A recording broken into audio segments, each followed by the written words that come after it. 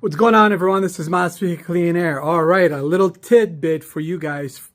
When you're bagging 2017 BMW M5, it's different than the regular BMW because the M5 have a different rear end. So here's a tip for you guys that are attempting to do this install. A lot of installation videos on the regular BMW 5 Series rear end. However, there isn't one specific to the BMW M5, a true M5, and the difference is in the actual type of the rear trailing arm, and that has to be removed for you to be able to slide out this strut. Obviously, on the interior from the top, you remove the speaker grill, you remove the speaker to get to the 3 top bolts of the triangle in order to be able to remove this shock.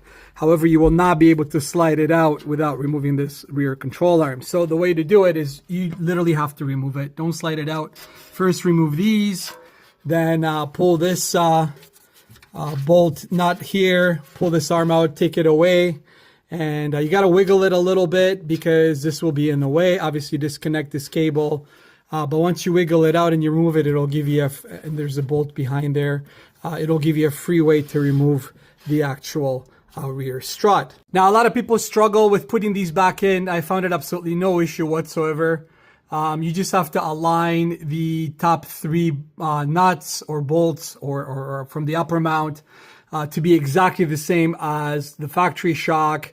What you could do is once you're putting back in, these are obviously aftermarket air struts for this car, Squeaky Clean Air suspension. What you can do is you can put it through the 3 holes in the top. You can rest it on here. That will allow you to go from the inside, put the nuts on it, tighten it up, and then realign this in order to bring it up, and then tighten this one up, obviously.